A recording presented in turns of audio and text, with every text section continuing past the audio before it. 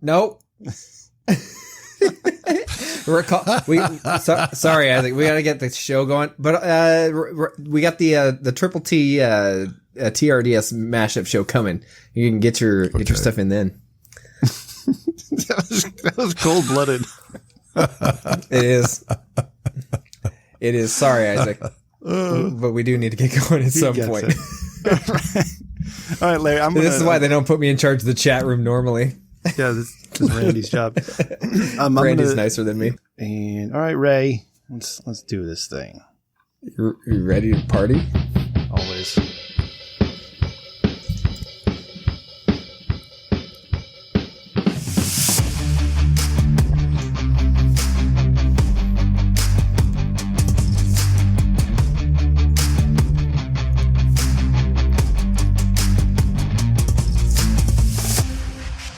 Hey everybody, welcome to episode 111. Don't say and, do you? Of the Rich Dickman Show, the podcast that is slightly better than mediocre. I am your host, Ron, and today, Ray, it's 111 on June 11th. I don't know, that's something to me. Whoa. It doesn't mean anything really, but we are here. We're back doing the guest thing once more. Lots of fun planned. Maybe. We'll see. We'll see how this one goes. Nah, it'll be great. Ray, what's going on, man? Did you take a mask off yet? Yeah. For this palindrome episode, we're maskless.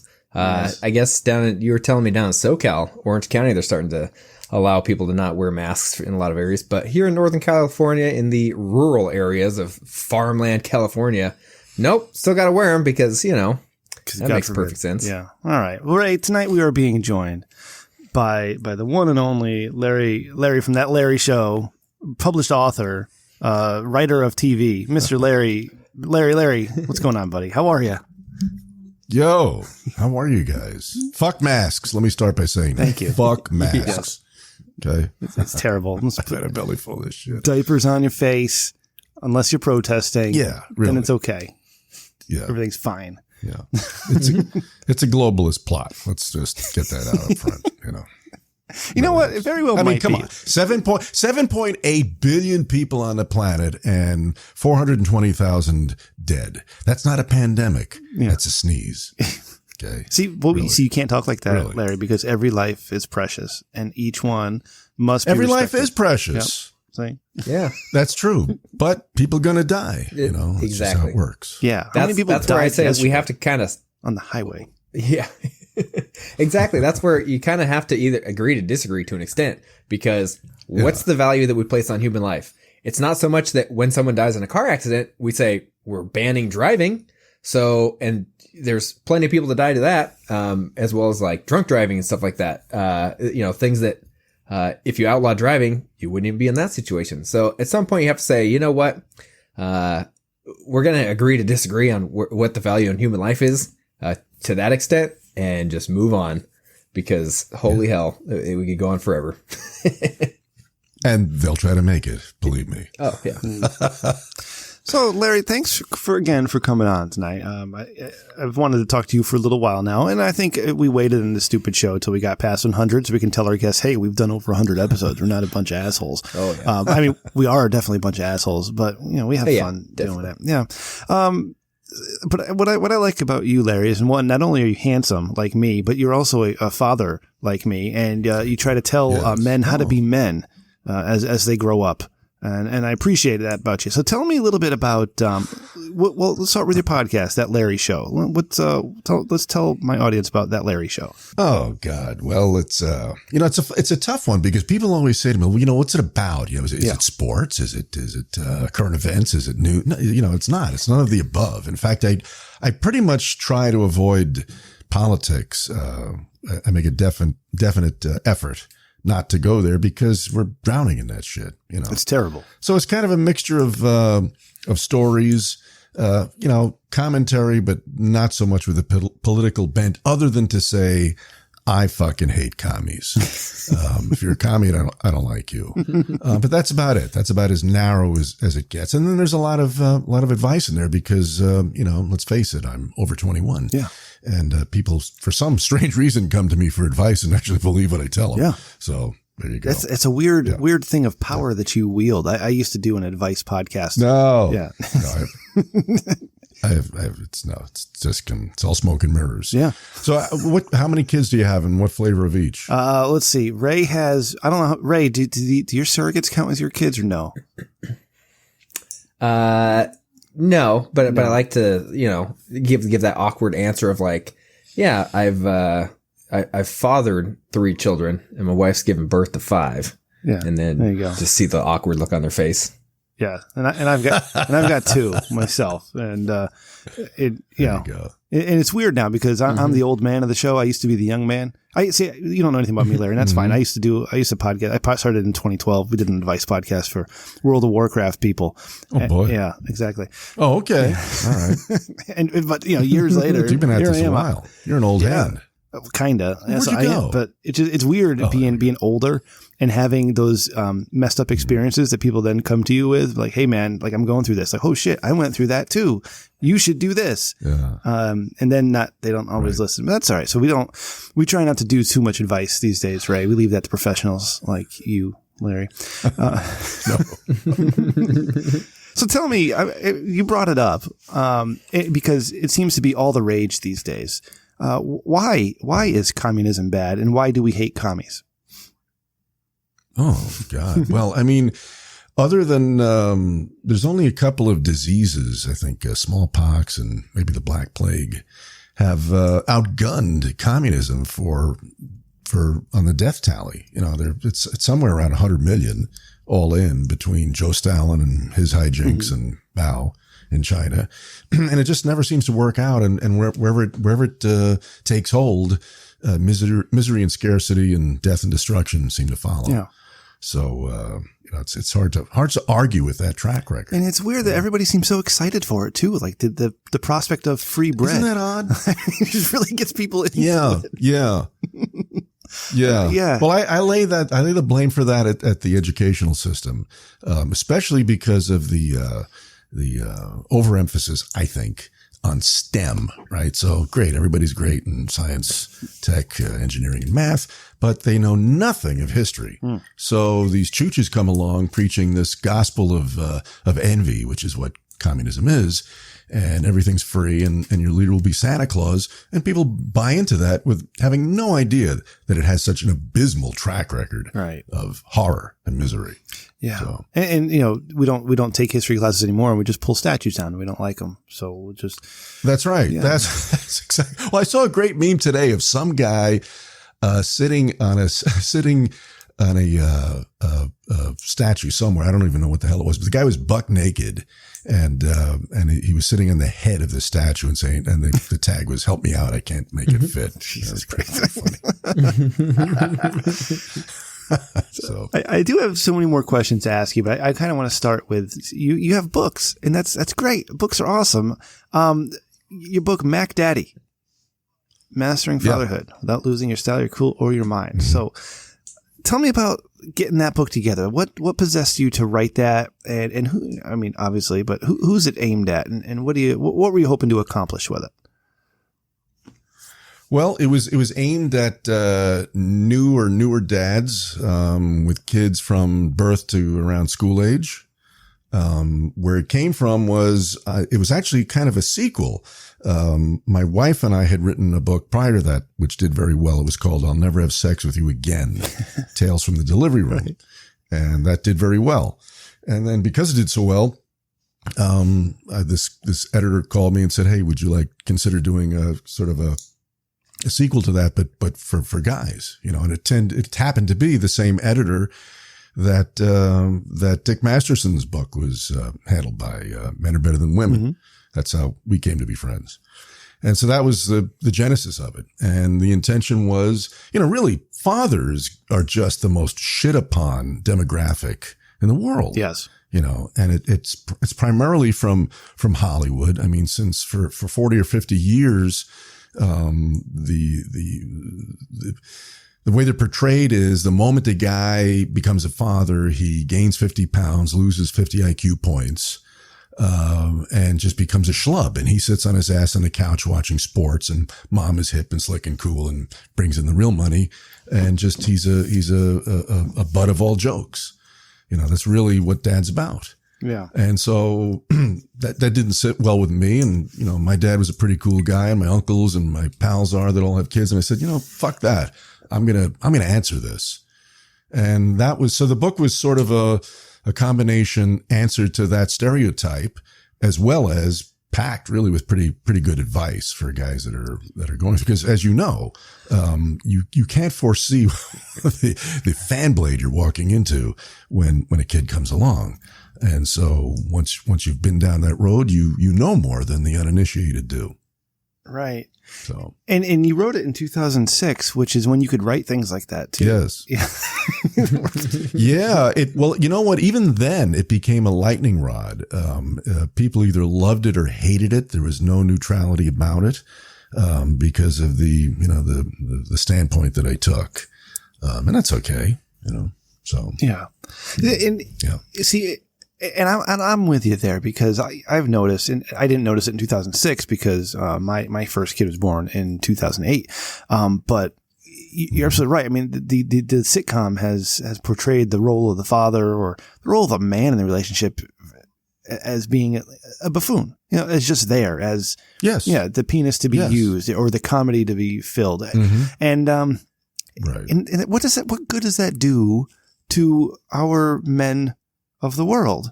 None. Because look at them. None. Look at them now. Absolutely none. No. They're running around and setting up autonomous zones in fucking Seattle.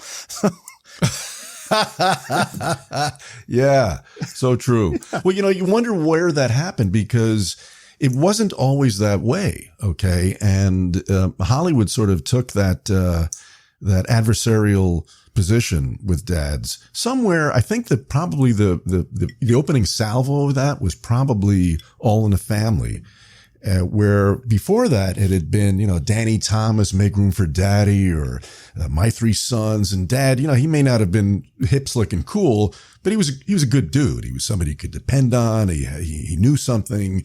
He was honorable, and that's what he was. And suddenly Norman Lear was kind of a prick. Actually, he didn't even invent the character. He ripped it off from an English show. It was a British sitcom first, and Norman bought the rights to it. He brought it over here, and suddenly Dad is Archie Bunkers, this hideous fucking bigoted buffoon. You know, he's just an asshole at every turn.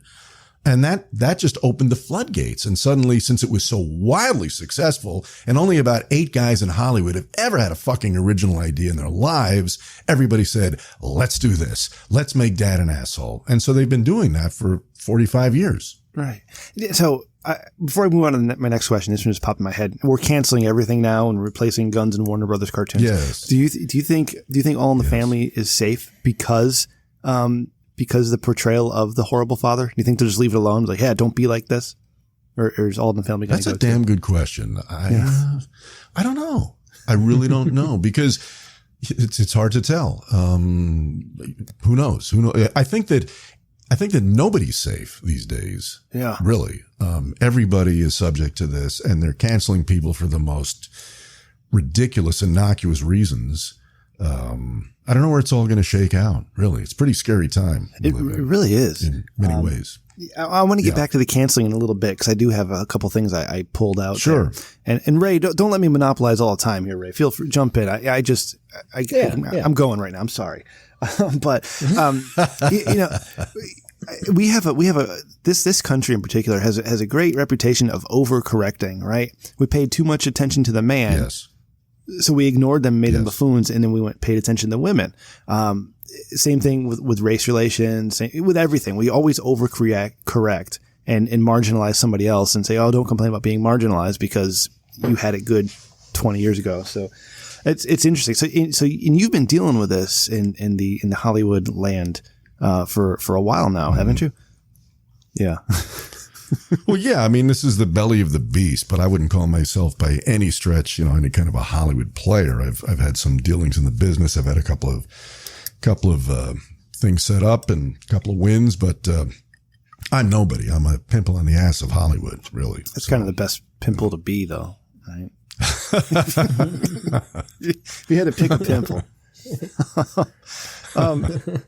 So, and you said you wrote your other, I'll Never Have Sex with You Again. You wrote that with your wife? Yes.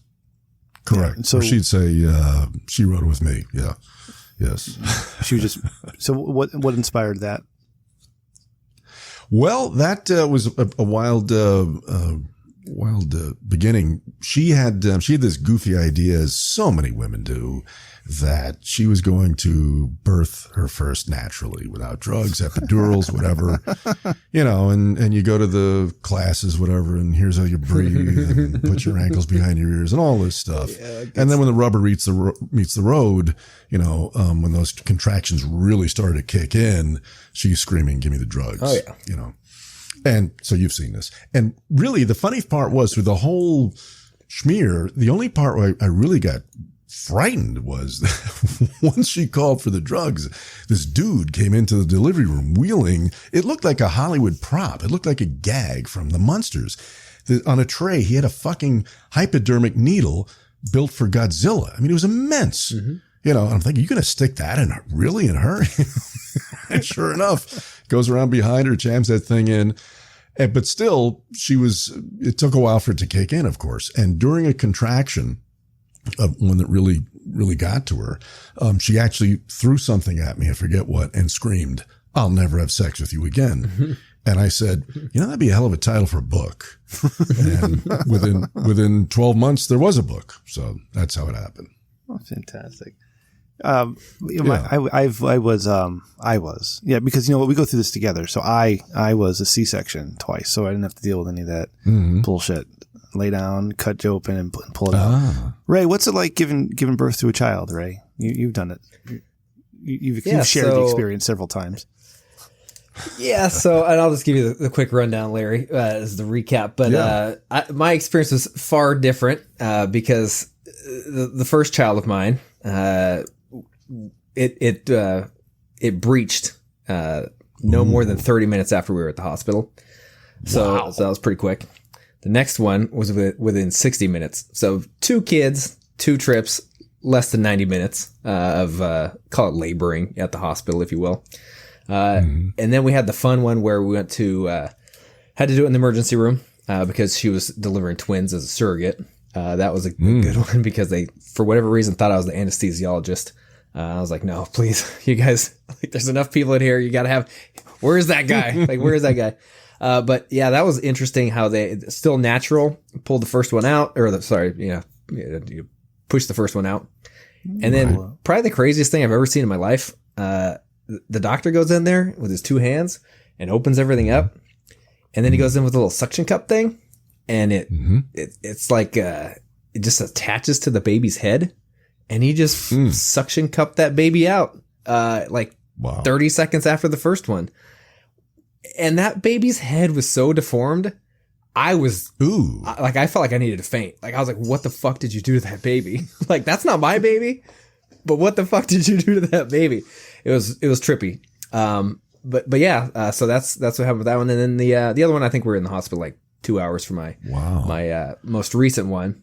But what happened to the kid with the kid with a bent head? Did they straighten that out, or how did that work out? They said it just goes back, and I was like, well, just goes back. Really? I guess I'm not that concerned because you seem really confident, Mr. Doctor. And apparently you've done this many times, I'm guessing, right? And it's not my kid, so I guess I don't have to get that concerned. I don't have to raise the kid if he's just running into walls all the time or something. But yeah, then so by the time my third child comes around, right? So this is about 10 months ago. We're in the hospital, and as fast as these kids have popped out, I told the doctors, hey, basically that. The last few have been really fucking fast. When I come tell you it's time to have the babies, you better get your ass in here. And sure enough, I'm, watching all the signs. My wife's ready. I go and I get them. I'm like, hey, it's time. And they're like, okay. And I just see him strolling down the hallway. And I literally had to yell at him, you guys better get the fuck in here. This baby's coming out right now. So obviously different experience here. Never had any of the drugs. But seen 5 of them. And I will say from my experience, it is hard to have sex afterwards. Cause the things you see that happen down there. That's right. It's traumatizing. It is traumatizing. And there's a fuck ton to be said for how it was done, in my dad's or maybe my grandfather's time when, hey, Dad, stay the fuck out of this room. You really don't want to see what's going on in here. It was probably better that way, really. Yeah. Yeah. The doctor's smoking while delivering. So we can smoke keep the men out. That's, you know what? That happened with my first daughter. The guy that was supposed to deliver her was the OBGYN to the stars. I mean, his offices were covered with 8x10 glossies of you name them. Everybody had their kids. He delivered everybody's kid.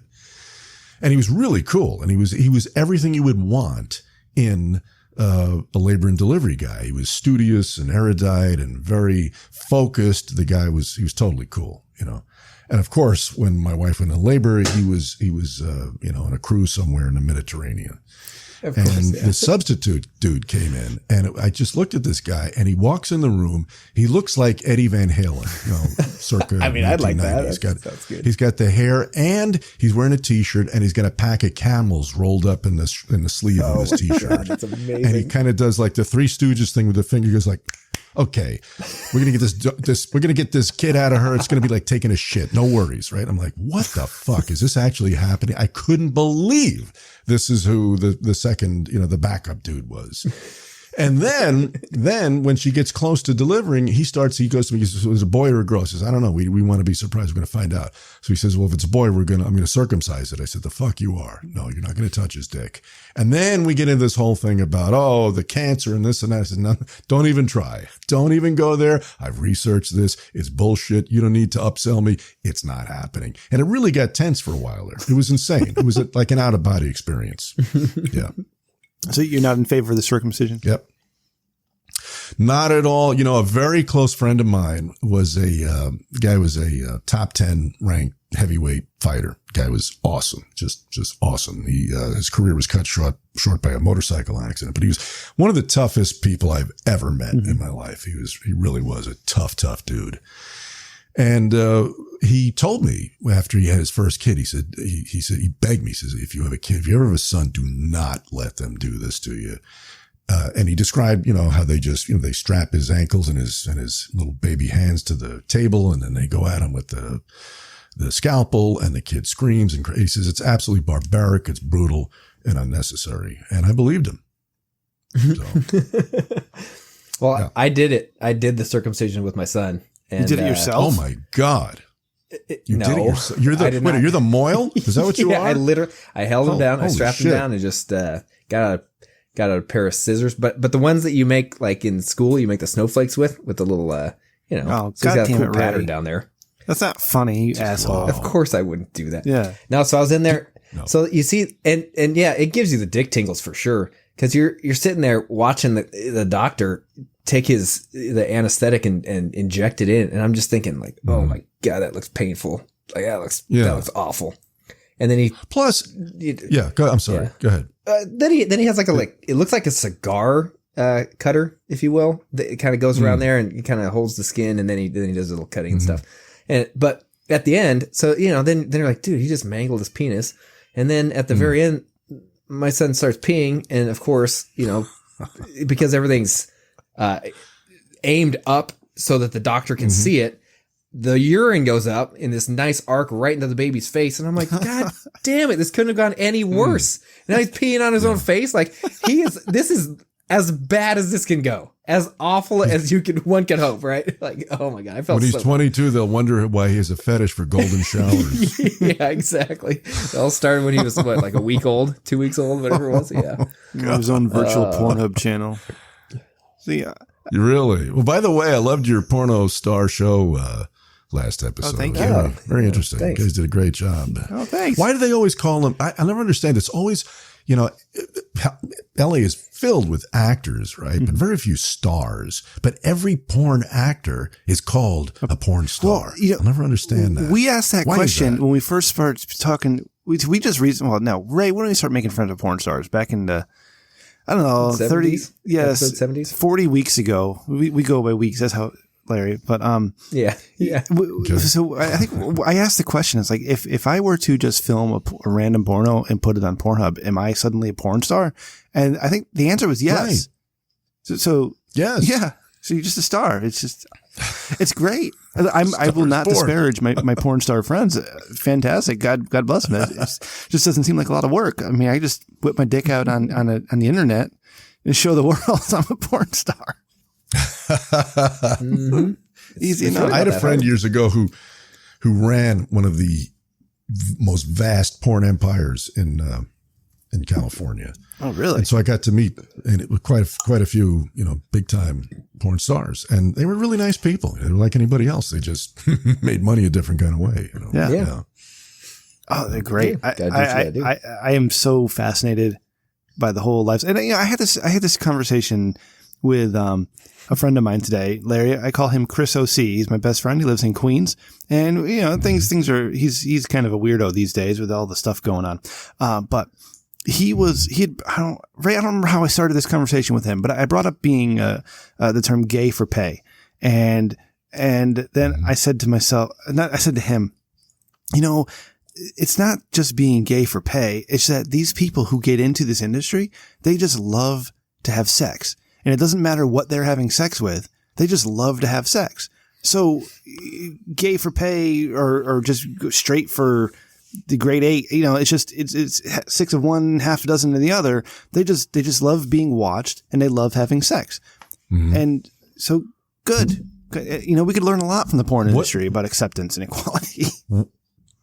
What does gay for pay mean? I don't get I'm sorry. So back in the old days, I don't know if it's still this way today with the advent of doing it yourself, but back in the old days when you had to go through a studio to become a porn star, a lot of the men would have to start out in gay porn, like Peter North. I don't know if you've heard of Peter North, but he is famous for his massive ejaculations.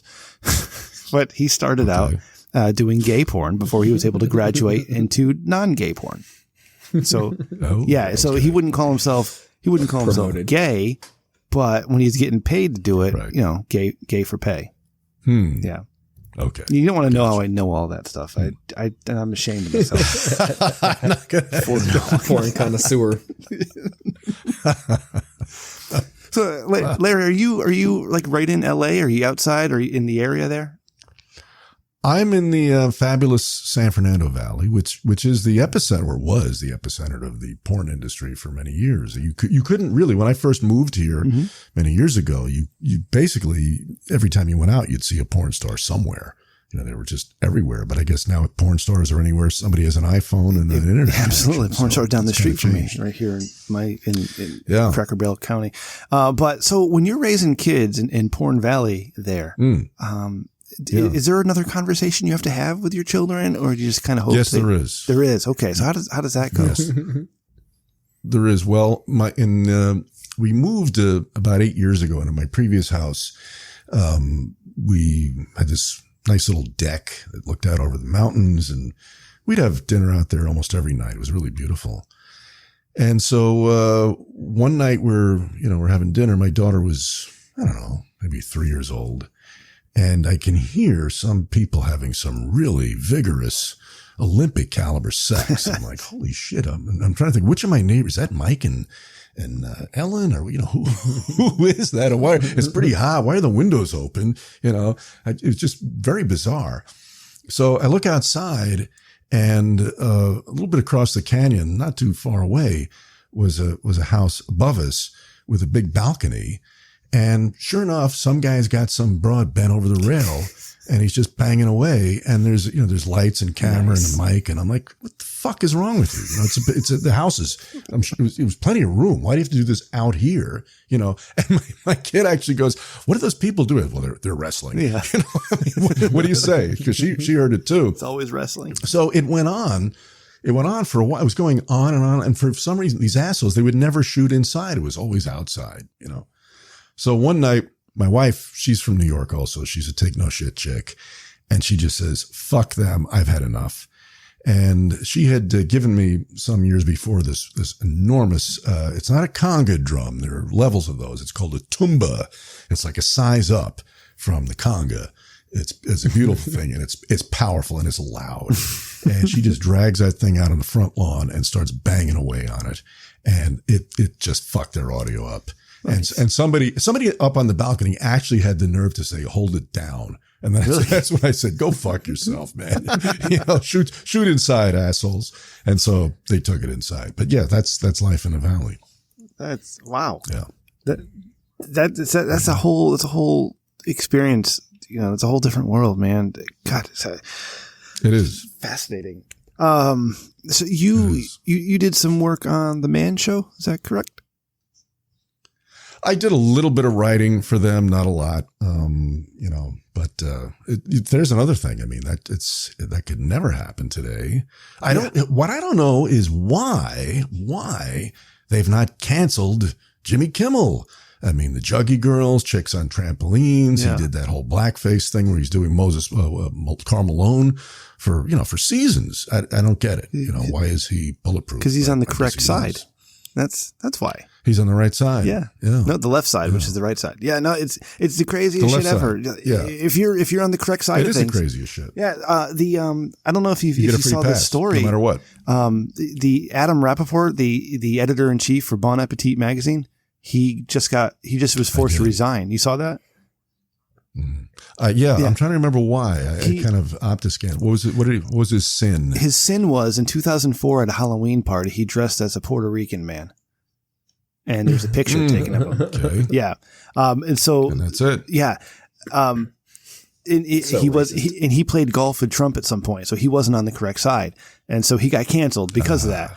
I mean, come to light after that happens, like that, everybody then decides to speak out, and it turns out that some of the people of color who were employed by Bon Appetit were doing videos for them, but not getting paid to do those videos. Well, he should be fired or resign for that. Not for some stupid thing. Yeah. Not the stupid shit he did 14 years ago or 16 years ago, whatever it was, on Halloween, when everybody dresses like an asshole on Halloween. Right. What's going on? Why are we going back? So Jimmy Kimmel's not going to get canceled because Jimmy Kimmel has embraced that ideology. And so he's fine. Mm-hmm. It's Adam Carolla who, if he didn't have his own little quote unquote empire, he would have been canceled long ago because he's not on the right side. Long time ago. Yeah. Long time ago. And it's in fact, I would be shocked if at some point, they'll find a way to get at Carolla, just as they did with, Dick Masterson with the financial processing thing. Yeah. They're always going to run down a way. One of my favorite shows is No Agenda with Adam Curry. And Adam is totally down with this. He knows how it works, and everything he does is he's a big techie. I'm not.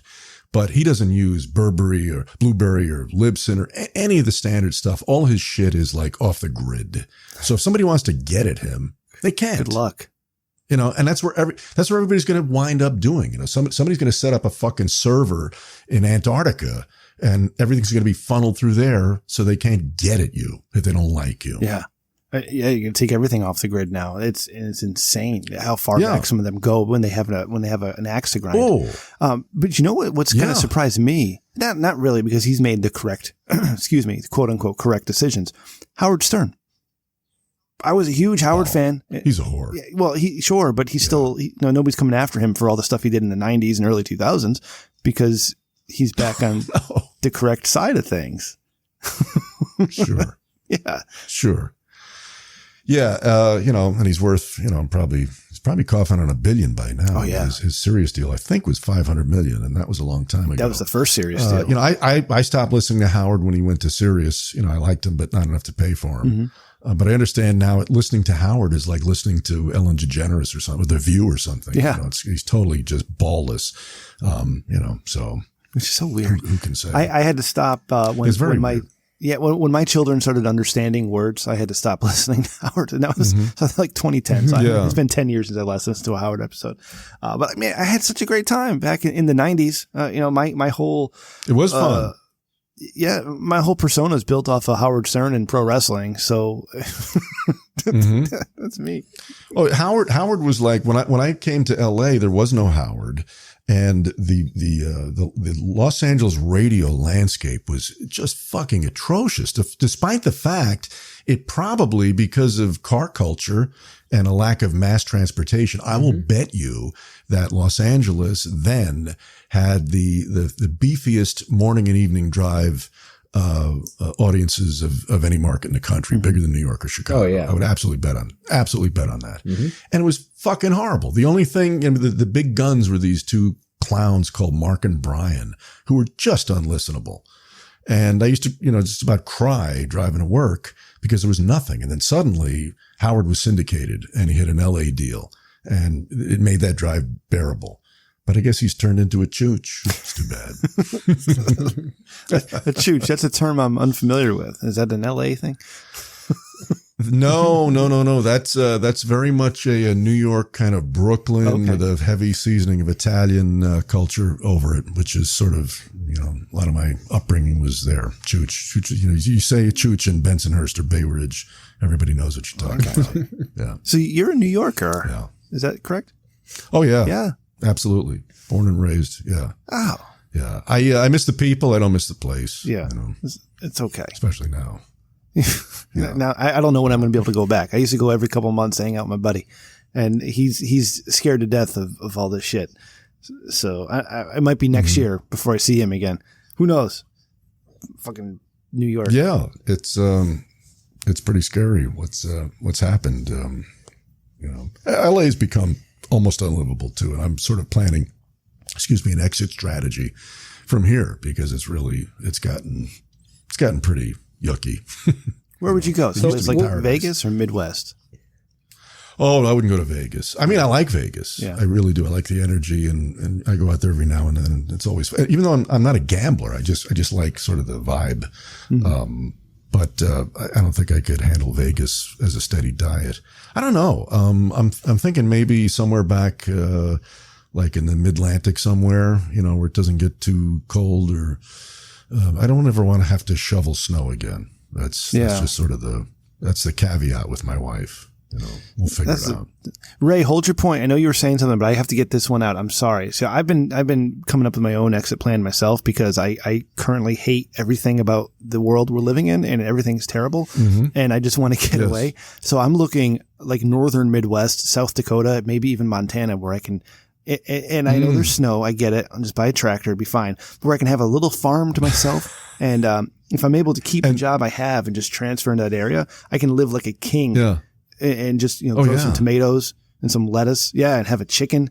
And I don't want to rely on anybody. I want to be able just to stay in my compound or go to work 5 days a week. Yeah. And that's it. And just fucking fuck it all. That's a good word. I like the C word, the compound. I like that word. Yeah. I'm very much with Robert Frost.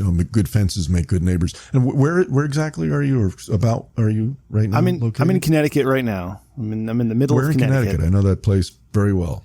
Okay. Do you really? Okay. So, yes, I'm not actually in Middletown, but if you say Middletown, that's kind of where I am, which is a little bit south of Hartford. How do you know Connecticut so well? I have a brother. He's up there for many years. So, I've been all over. I like the Connecticut shore a lot. It's beautiful. But there's a lot to like in Connecticut, except for the people who wear hats with chin straps. They kind of creep me out. There's a lot of those Sierra Club types. I've been working on I've been living in the middle and working on the shore for the past 13 years or so. So shoreline's beautiful down here. It is. Yeah. I used to fish out of, what the hell was that place? It was great fishing because there was a goddamn nuke plant there. Was it Niantic? Niantic, yeah. I used to go there with my dad. And we used to go fishing there. Yeah, it's a great spot. Used to fish out all the time. And because the thing was dumping so much hot water into the sound, it attracted all these fish, man. You just basically drop a line. You even have to put a bait on the hook. Something would bite it, Great. See, and what they did, there was a spot. I'm sorry, Ray. I know hold your question, Ray. I'm so sorry. No, yeah. But there was this spot in Niantic, like right off the highway that had some railroad tracks, and I would go with my father when I was like 10 or 12. We'd pull them out of the water, not even try. We went back last year for the first time in 10 or 15 years with my son. Mm-hmm. And they had redone the whole area, and the nuke plant's been shut down or some bullshit. I don't know what's going on. Nothing. Shit. Nothing. Friggin' nothing. It's terrible. It's terrible fishing. Yeah. It ruined it. I fished under that bridge, the railroad bridge. And Holy when the shit. train would go over, like rusted bolts would fall out into the dory and stuff. It was fucking rickety. It was a weird experience, but the fishing was absolutely killer. Yeah. God, this is crazy. Yeah. Yeah. Wow. Mm-hmm. Wow. I used to shoot. I did my first shooting up there. There was a place also on the shore. It's long gone, and it was in a little town called Lordship, and that's where I was introduced to skeet shooting. And it was a fabulous place. It was actually owned by the Remington Gun Company, and you could go up there, and you didn't have to rent a gun. They give you a gun. All you had to really buy was the ammo. And then all these guys, it was totally operated by dudes who worked for Remington, and they were all, world-class shooters. And so for like no money, you could go up there, they'd hand you a 12 gauge, and some guy would spend a half hour with you teaching you, and you'd walk out of there knowing a hell of a lot. Of course, that went away because the shells were polluting Long Island Sound, so the EPA said, you're done. That's gone too. Stupid rules. Not the fishing sinkers, they don't mind, but the steel the shot from the shells, no, that's no good. So. Yeah, that bridge and the is nukes. gone. that railroad bridge has been replaced by something more modern and ugly. That's sad. It's no longer rickety. Go ahead, Ray. I'm sorry, buddy. Oh, I was just going to ask what the exit strategy from California was. That's something that a lot of people are doing. I believe the statistics show that more people are leaving California than coming. But yeah, I mean, I've had a lot of people go to like Idaho. Or no people go to Idaho or like Texas, something like that. So, but Larry, you're saying you'd still prefer the East Coast. Is that you just like more people around? You know what it is? What's the deal? It's funny. I was talking to an old friend of mine who's still back in the East. We had a band together many years ago. We're still very good, close friends. And he was saying, when are you going to get the fuck out of there? Because you watch what's going on here in the news, and it looks like Fallujah. It's just dreadful. And the problem is, my older daughter is in college, and the younger one's in high school, and so the big question is, where the hell are they going to go? Because if my older one decides to stay on the West Coast, I'm not moving to the East, or I want to be somewhere in reasonable distance to her. I don't have to get on a plane to see my kid, Yeah. Mm-hmm. So that's kind of the tail that's wagging the dog, Yeah.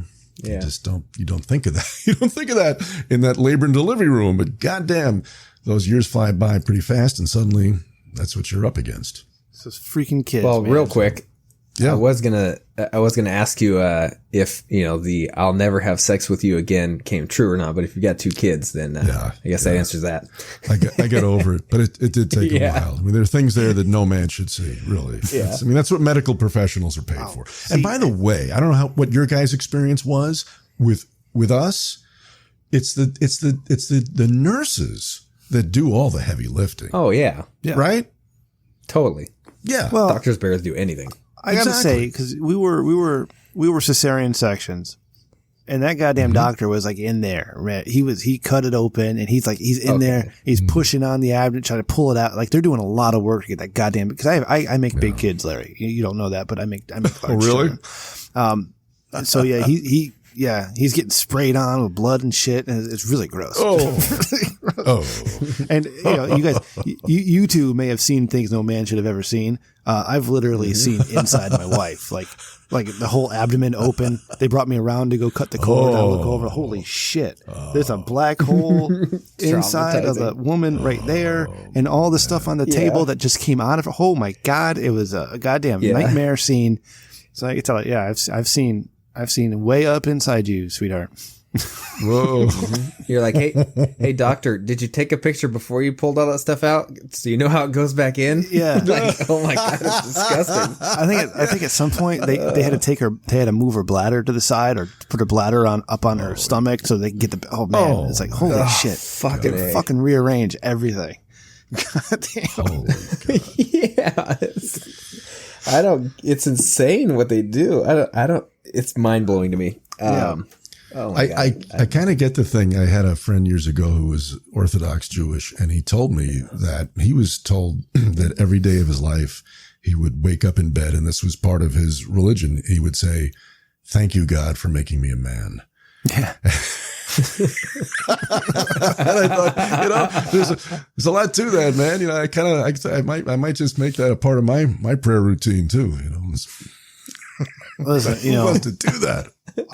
I've never been one to deny the male privilege in the world, but they started taking that away from us. It has. Yeah. It truly has. We just need men to know that it's okay to be a man, right? It's not wrong to be a man. Like it's not wrong to be any other color. It's okay to be you, and it's okay to be a man. It's okay to be a woman. It's okay to be whatever you want to be. Just don't. Why is it okay to? I don't know if this is the right word. Denigrate like one particular type of person, and it's not okay to do it to anybody else, right? Like I'm kind of all for one, one for all. Same rules apply for everybody, but it's not the case.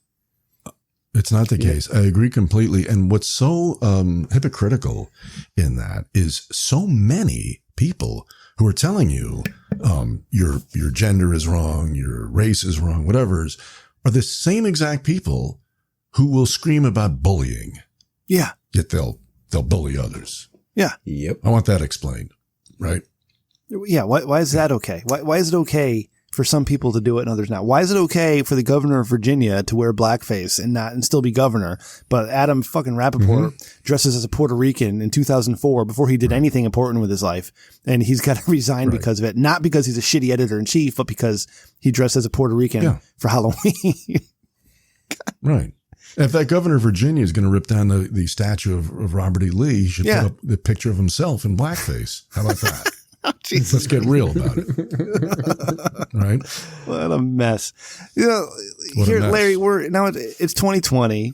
Coronavirus is all the rage. Black Lives Matter. And don't you dare even try to have a conversation about anything because you'll get canceled.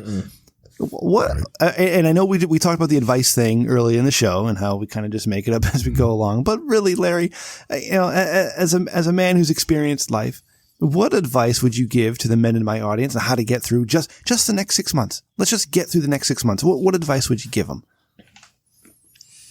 Man, I would say, first and foremost, try to spend as little time as possible on social media.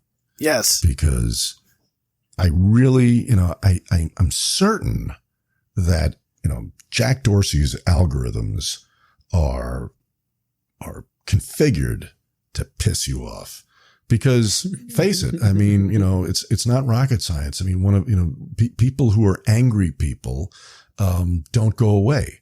You see something, you react to it, and it's like, look at these fucking assholes, whatever. And you get all riled up, and either you answer it or you don't. And that's exactly what little Jack wants. He wants you to hang around his shitty platform as much as possible. And if to do it, he has to feed you stuff that enrages you, that's what he's going to do. I think everybody well, not everybody knows, but a lot of people know this. I don't think I'm pulling this out of my ass.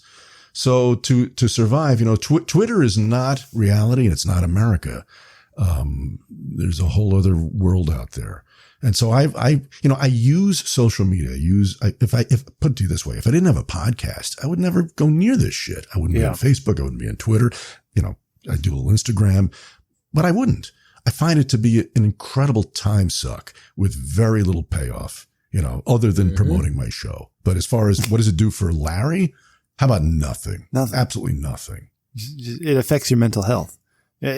It does. Yeah. It's bad. Some fucking smart guy is going to do a really in-depth study in this and find out it fucks up your mind like four-way sunshine. It just ain't good for you. I mean, I was talking about this back in 2013, Ray. You probably remember this when I said, we aren't built to handle all this information, especially all at once. No, we haven't evolved to that point yet.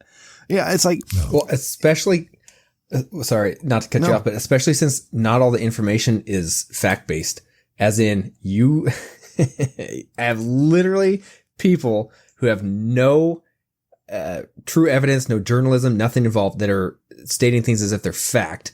And that fills people's heads. So therefore, yes, it's not just that we're not built for the correct information or the right it's like a history book. That would be great if we were just inundated with that, because you know what? It's useful information. But people just randomly spewing whatever nonsense they want, and then that infiltrating your brain, and it's all over the fucking map.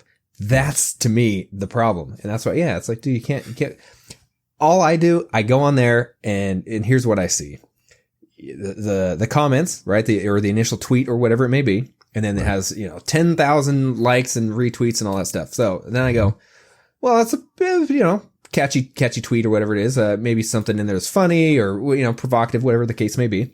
And then I like to go to the comments, and the comments is just idiocy, at its finest. There's nothing in there. Nothing at all. No. Every once in a while, there's somebody who has a good sense of humor. And you find some good memes and GIFs and stuff like that. But other than that, it's nothing. And so it goes back to what you were saying, Larry, which is the algorithm must be, like you said, something just pissed people off because there's nothing that comes from it. It's 140 characters or whatever the case may be that has bazillions of likes and retweets, but there's nothing of substance after that. It's just that. And then shit responses. Yeah. Like, no, you can't say that, or whatever. So it's nothing. It's nothing. So it is a complete time sink. It's a waste of time. I mean, think of this spectrum of activities in all of our lives. You listen to whatever it is, a piece of music, a podcast. You watch a movie. You watch, if you're a sports fan, whatever the hell it is, football, whatever. And when you're done with it, you walk away and go, hey man, that was great. I really like that. I want to see that director's next thing or their next album, whatever it is. Have you ever spent time on, say, Twitter and then when you're done said, wow, that was great. I'm so glad I did that. I have a good time. Fuck no. I never do. No. It's horrible. Never. It's horrible. When all the rioting started, you had to turn it off. Because you have to turn it off because you want to say something, but then you realize it wouldn't do anything. It would do any good, cause more problems. So you don't say anything, and you hear everybody else, all the virtue signaling that fucking happened. Yeah. Like these unimportant assholes who have World of Warcraft podcasts, Medros, Ray, you know what I'm talking about. Like I need to gather my thoughts. I need to gather my thoughts in this before I talk about it. But this is really bothering. It's like, shut the fuck up. Like nobody gives a shit what you have to say about anything. And what drives me crazy about the whole thing, Larry, is that, there's no room for opposing points of view. And that's like the art of conversation is completely lost. Sure. You have people, like, especially for the coronavirus. This one guy on Twitter who I do follow, Alex Berenson, who's a former New York Times writer, and he's just been collecting. I know him. He's excellent. Yeah. And he's just been collecting data on actual real numbers of what's going on in the States and in the country. And you try to pass it like, well, hey, someone who says, hey, the cases are spiking in Arizona. Okay, but here's an alternative view. And then the response is, oh, I can't believe he actually wrote for the New York Times at some point. It's like, well, can we just not objectively just read and then no, we can't. We have to stay in our own freaking frame of, our own mindset. We can't, there's no room to grow. There's no room to expand or even consider the possibility of something else. There's no room for that. You're right. There's no room for that. And additionally, things are intentionally written to deceive. They just are. Okay. I saw that. I saw what you saw about cases. I think the tweet said, ventilator cases have doubled in Arizona. Right now, the average person looks at that and goes, holy shit. Wow. Well, wait a minute. Give me the fucking raw numbers. Don't tell me it's doubled. What did it go from? Did it go from 1 to 2 or 2 to 4? If that's the case, why do I fucking care? Right. Yeah. If it went from 5,000 to 10,000, well, now I'm concerned. Yeah. I want to know more, but odds are there's a reason you were not given the raw number. Exactly. Right. Okay. When I saw something when I was on my two shows ago, I just went off. Like I said, I never get political, but I was so fucking furious about what's going on in the country with the violence that I went off and I was doing research on Antifa, and there's a fuck ton of other communist backed organizations that I think are beneath the violence. I really do. I think it's a takedown of America. It's planned. It's too pat. It's too smooth. It's too synchronized. to just be happening organically. And so you look at that asswipe called Wikipedia, right? And I'm looking at Antifa on there, and it says Antifa is an organization, blah, blah, blah, blah, blah. And they advance their agenda by, you ready for this? Direct action. Direct action. Oh, does that mean violence? Does that mean a brick through your fucking head? Or burning down your business? But no, direct action. Fuck you, Wikipedia. But that's what it all is. It's all deceptive smokescreen verbiage to get over on the mouth breathers. That's what it is. And with restrictions easing, all right, and now that we're done with our week and a half of protests or so far, right? We have to strike the fear again of the corona in you, and they had to say hospitalizations. Arizona's on the brink. Hospitalizations, record number of hospitalizations in Texas. Well, with everything opening back up and people getting hospitalized for things that they couldn't get hospitalized, 2 months ago for. Well, yeah, hospitalizations are going to go up and medical systems are going to get a lot busier because nobody was fucking doing anything, 6 weeks ago. They're not giving you the actual story of elective surgeries versus cancer versus, whatever it is. Right. And then they say, cases have spiked. Okay, so what? We're testing more. We know that this is widespread, and cases don't mean anything because most of the cases end up being asymptomatic anyways. It's just all the way it's written, just to kind of make you crazy. I hate it. It's terrible. Thank you for agreeing with us. It is terrible. Yeah, they were trying to say that's I look at my county's coronavirus cases. It's on their website. It says confirmed cases, and they were kind of doing the same thing. Like, oh, we just had another spike. Right. And they said it was 11 cases. It was like 250,000 people in this county. Like 250,000 people. Yeah, so it's a spike. Because like last week we were down to 0, 1, and 2 a day. Yeah. But it's like, well, yeah, but there's still 250,000 people, and you got 11 a day. The max we ever had was like 15 or something like that. Like, why am I afraid? Like, what am I doing? Like, am I really going to stay inside and be afraid of that? Somehow get it? Like it's unbelievable. Yeah, it's the the verbiage they use. That next thing you know, you got all the, I don't know. Maybe the people. There's got to be a way that we can like track the people that are actually afraid of it, and then figure out how to let's contact trace somehow or another the pussies, right? Yeah, and then sorry, put them on a list. Put them on a list. The pussy list. Yeah, you just find out everybody that bought a pussy hat, and you'll find the pussy list. That's all. It's easy. Just no. All you got to do is go to the street corner and sell a mask that's you just put on there. It says 100% guaranteed to prevent coronavirus, and the people that are like, oh my God, give me 100 of them. You just get their name, number, and maybe their address. Say, I'll ship you 100 of them, and you got them on their list. It's easy. Yeah. I have a, Ray, I shouldn't talk about this, but I'm going to anyways, because it's relevant and it's interesting to me. In my job, I have the rule is wear masks if you cannot socially distance, right? Okay. That's like the rule all over Connecticut and when you're inside. And so, I have a smaller building. All right. So social distancing is kind of hard, but we also have natural barriers built up in the building. So you can, it's easy to do if you're paying attention. Also, if you're not being an asshole, you can just kind of get on with your life. Right. But I have one person who's whistleblown on me twice claiming that the people who work for me aren't wearing masks. And so, I get a phone call from my boss. They're like, what's going on? Why aren't the people wearing masks? Like, what are you talking about? Well, you're not wearing masks. Like, what are you talking about? We're wearing masks every day. We social distance and the masks are there.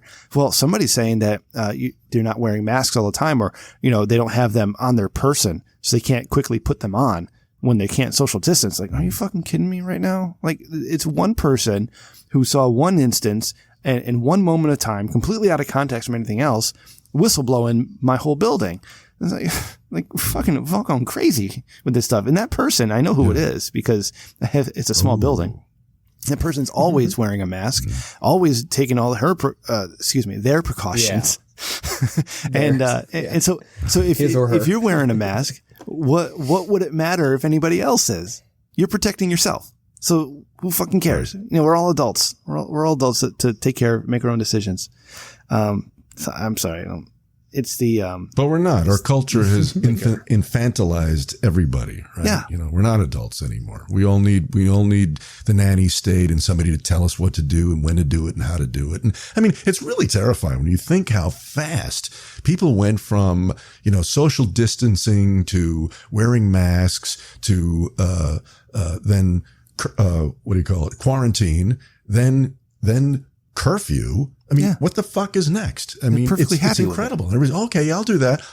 Okay, I'll do that. No, I won't do that. I'm not doing that. So, politics is very easy for me. My politics is leave me alone. And that's it. Let me live my life and let me raise my family and make my money. Just leave me alone. That's my politics. So I don't care what side of the aisle that puts me on. That's what I want. Leave me alone. Right. My parents, I love my parents to death. My father's 71 and my mother is 68. And, they could be considered high risk.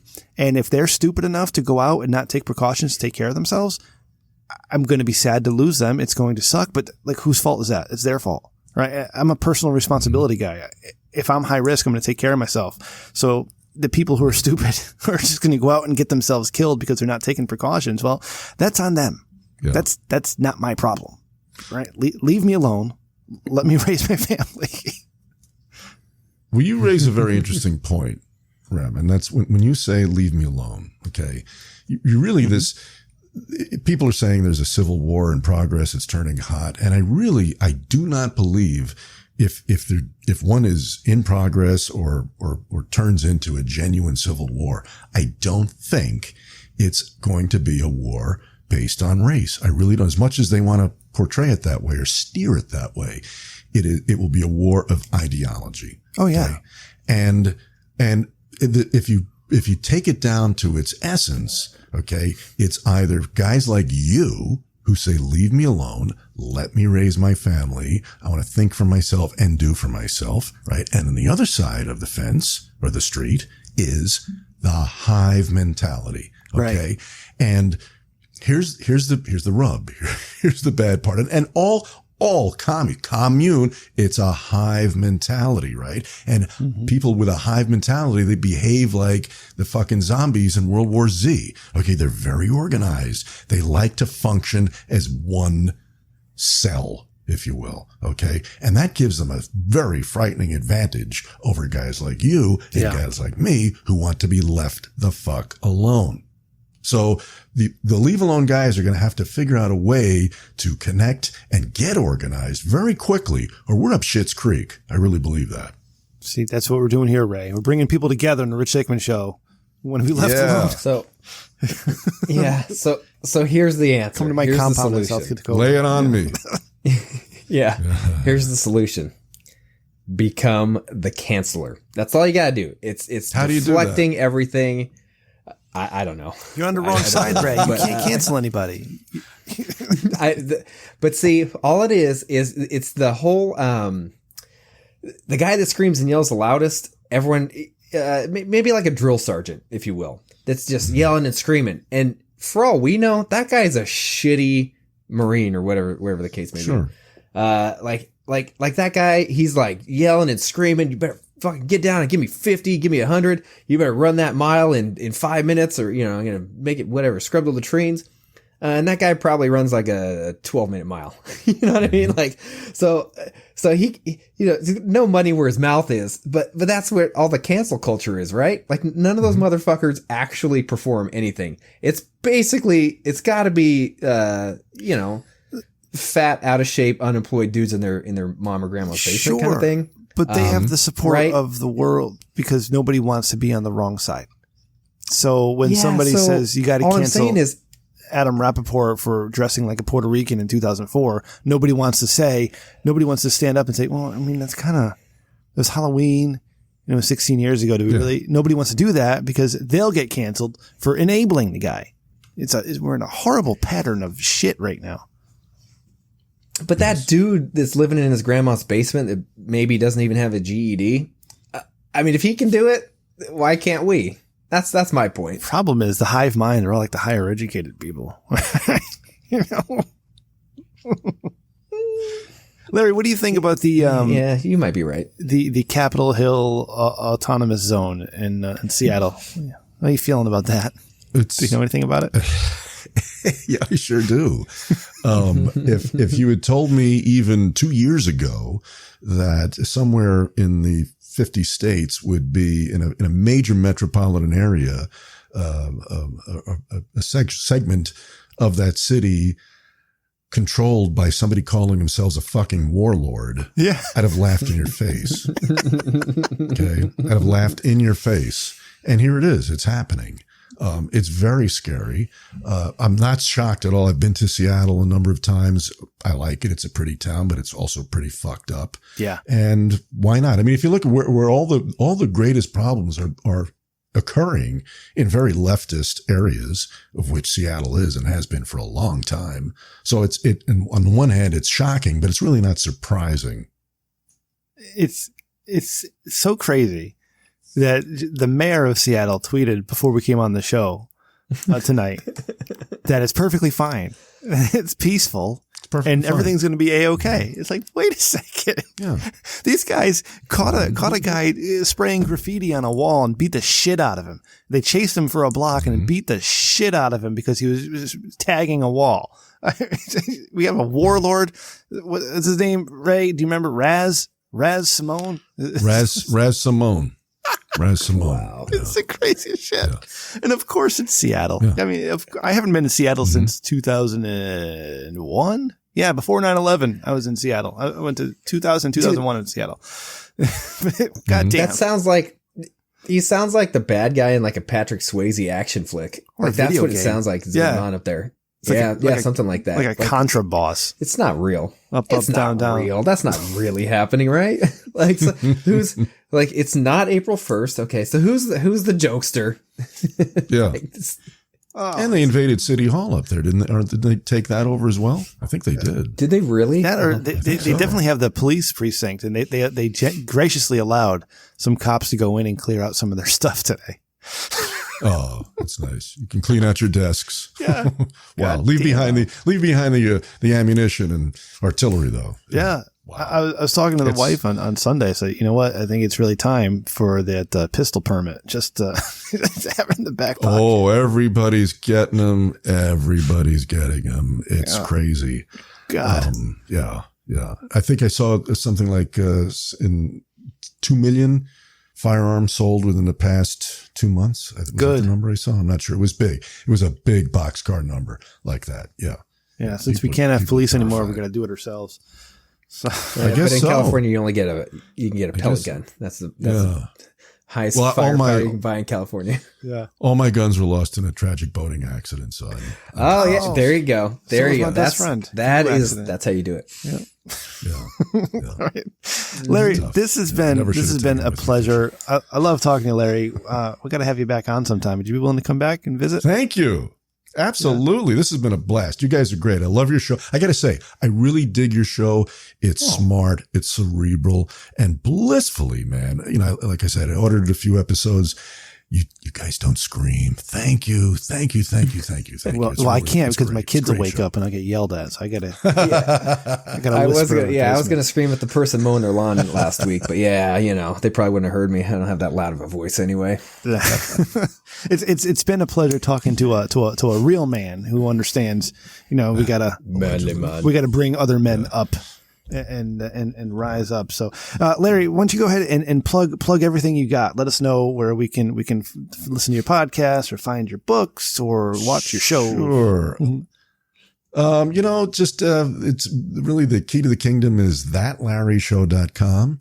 And, once you get there, you will find, I just posted my 260th episode, which is entitled how to make enemies and irritate people. It's a lot of fun.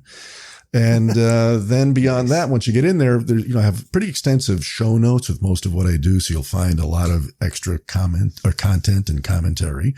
And then, beyond that, is Patreon, of course, which is another,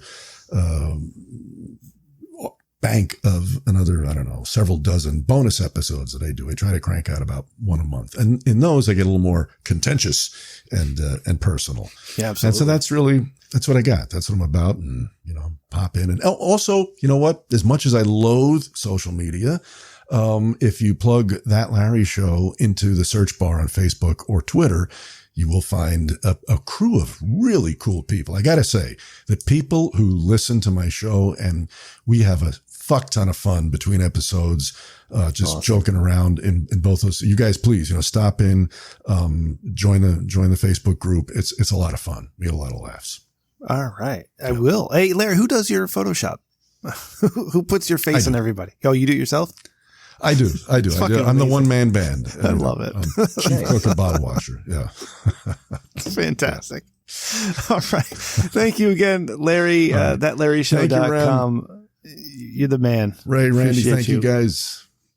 Been a bunch of fun. Thanks for coming on. Thank you so much. Thanks so much. Now that we know how Discord works, won't be a problem next time. No, yes. I'll never get this. Every fucking time I go in this, it's like the first time. I must be retarded. It just doesn't. You know what, Larry? I don't know if you remember, but I was the one that when you guested on Holy Rollers. Yes, that's exactly. Yeah, I remember. So you just showed up and it was like everything was going fine. Let me just say this. That was confusing to me. There was a little misunderstanding. Rem had texted me the day before and was like, "Hey, can you help, or can you do the show with CJ there?" And I was like, yeah. So I showed up and then I was kind of confused that you were there because I was like, oh, there's another person. Oh, why does he need me then? And apparently I was there just to help record, but that never really got communicated to me. So I was kind of like, yeah. So I was like, well, I'm not going to fucking sit here the whole time, do nothing. Like I'm not just going to hit record and then make sure you guys record properly. Like I'm going to talk too. Like I'm going to do something. So anyway, but yeah, so it was nice talking to you again.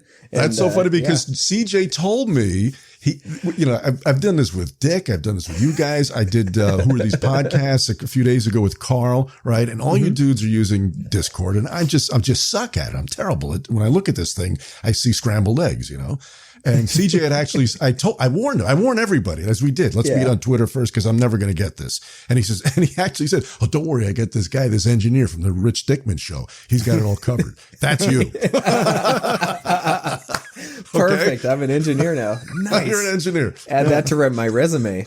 Hell yeah. I set that up for you, Ray. Look at me. Yeah. Right.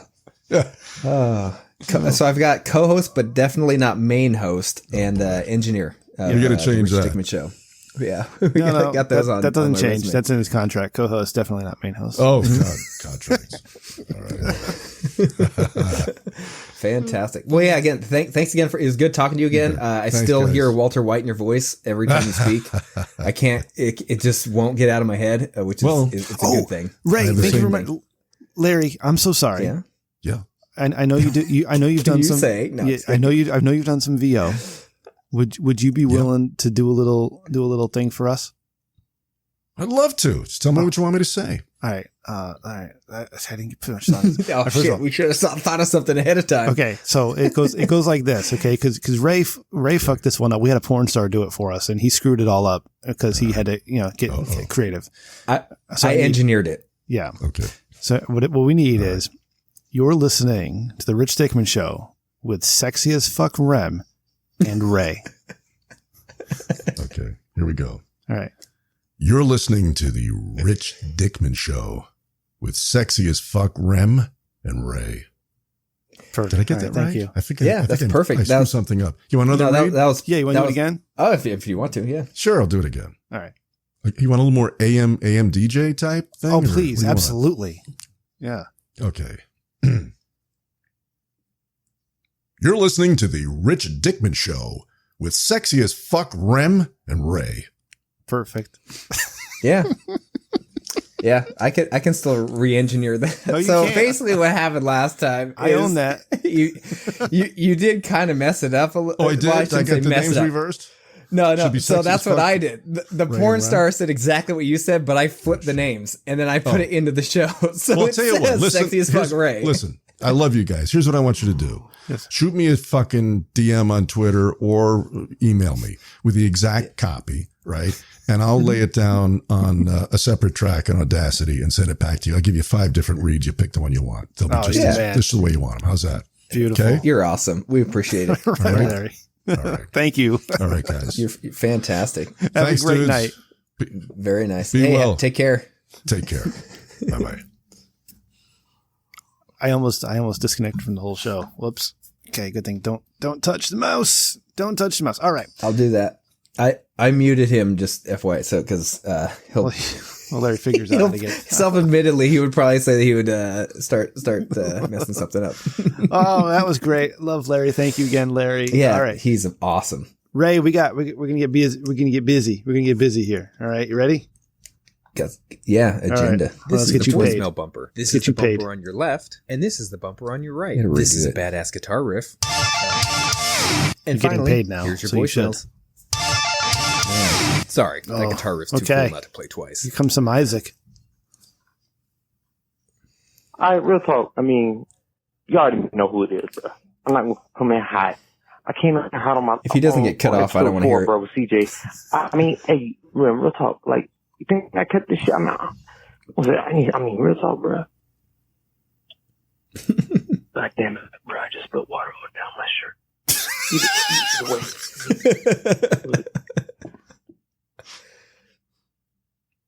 The Nike shirt too.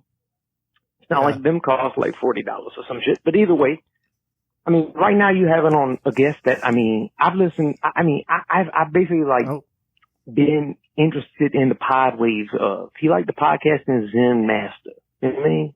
He elderly, but he still do like, he can still do axe kicks and shit. Like get his foot above your head and boom, just like full on axe kick you and shit. I used to be able to do that back in 2011, but I mean, my flexibility is gone, bro. Damn. Goes quick. You can't just be a striker. You know what I mean? Just not flexible. I hope this bitch don't cut me off, but hey, real talk.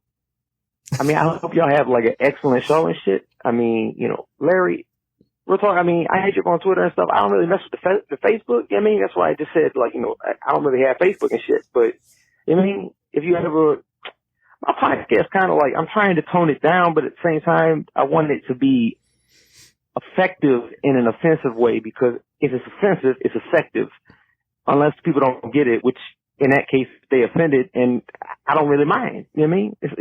It's I'm covering every base. They're never going to get it anyway. That's one thing that maybe sometimes in your episodes when you're giving them Zen talks, you don't even know it. You kind of like start off by you hit that thing. You know what I mean? You don't even pay attention to if it's a homer. You're just like, nah, man, just go with the flow. I'm gonna take that run. You know what I mean? You get the first base, second base, third base. You already like making these points, bruh. And by then it's like, you already fucking home run that shit. You come right back and you just made your point. You know what I mean? Like it's got like an ebb and flow to it. I mean, I have a problem with,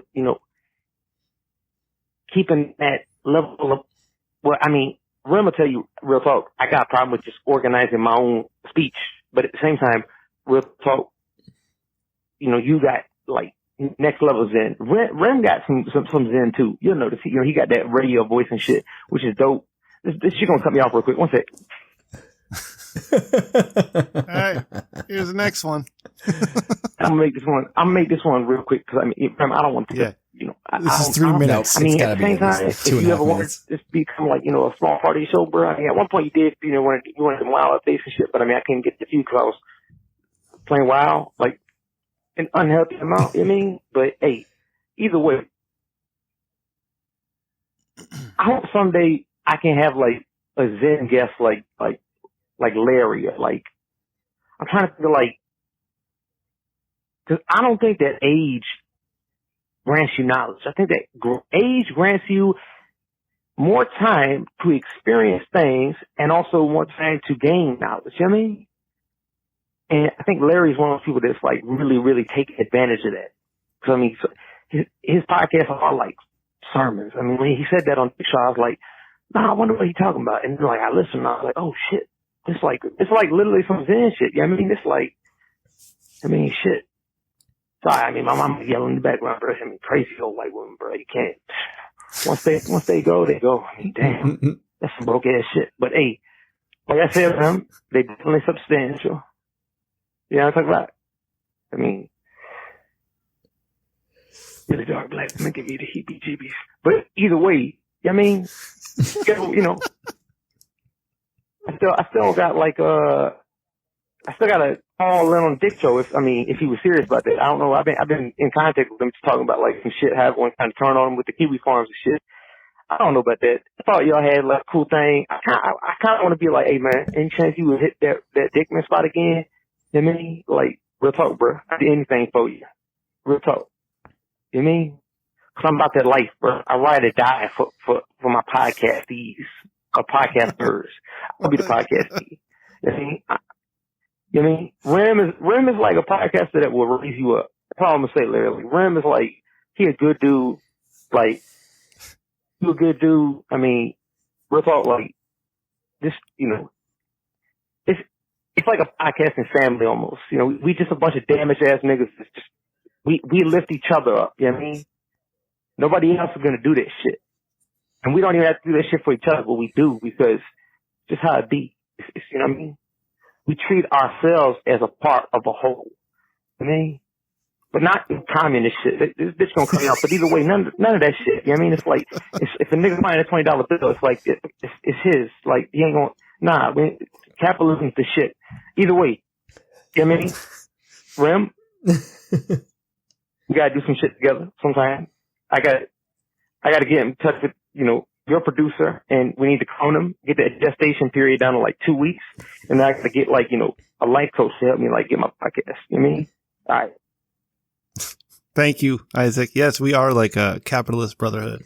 We certainly are. You know what would be fun is, you know how they do like the Oscars or whatever it is, where, you know, they get up to do their acceptance speech, and then the music starts fading out. Maybe there's a light in the back that you don't see on the camera, but a light flashing like, hurry up, your time's up. So it's really interesting when Isaac gets toward the end, he's like, oh shit, it's going to cut me off. If we just could do like a whole podcast where he's under the impression, that his time's almost up, it would just be really entertaining because he's, normally, you know, he needs, not just a full 3 minutes. He needs a full 3 minutes a couple times. I just think it'd be a entertaining scenario to put him in. Isaac, have your people get in touch with my people, and we'll get together. I think you have a 5 coming up. You have an episode 5, so let me know. I told you I would do 5 or 10. I don't do the shit in between. All right, I don't do 1s, 2s, 3s, or 4s. I do 5s. Nope. And 0s. It has to end in a 5 or a 0. That's right. Yep. That's what I do. Right. Preferably a 50 or a 100. Oh, I wish I had these labeled better. Shit. I hope it's this one. Yeah. You want segments? We've got segments. I'm not doing 3 hours, Isaac, though. I got busy. I'm busy shit. Thinking with your dickman. Hit it, Ray. So John writes in. Maybe we should have had Larry stick around so he could read these. That would be fun. Anyway, too late for that. We'll make Larry our own over the next couple of visits. Okay, you can't do it on the first one, right? That's not how that works. Yeah, I forgot to ask him if he knows. You got to build the trust. Yeah. So John writes in and he says, "Hello, my fiance and I, who have been together for 4 years and engaged for 14 months, we're planning on having our wedding July 25th. Due to COVID-19, we canceled the ceremony about a month ago. In the meantime, a number of our guests have requested that we reimburse them for their travel expenses." What? Yes, the travel expenses that they didn't incur because they haven't and won't travel. While my fiance and I agree that it sucks to have an airline or hotel not refund the cost for cancellation isn't our fault. Also, we never promised to pay for anyone's accommodations. We don't want to lose friends over something out of our control, but we also don't have the funds to pay for all this. My fiance and I would love your advice on how to deal with these friends and family members. I wonder what his fiance's name is.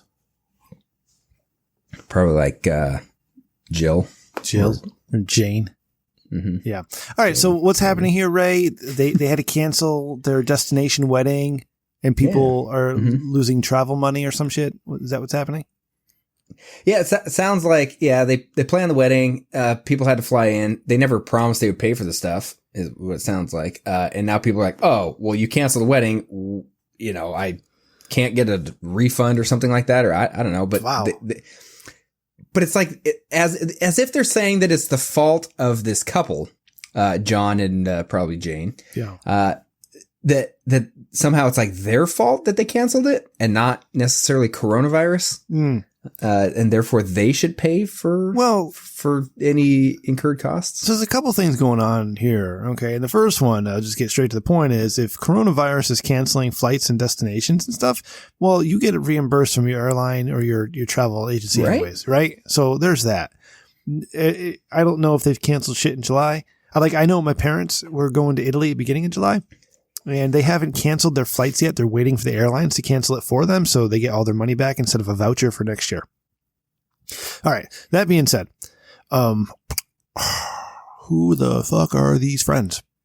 They don't sound like friends to me.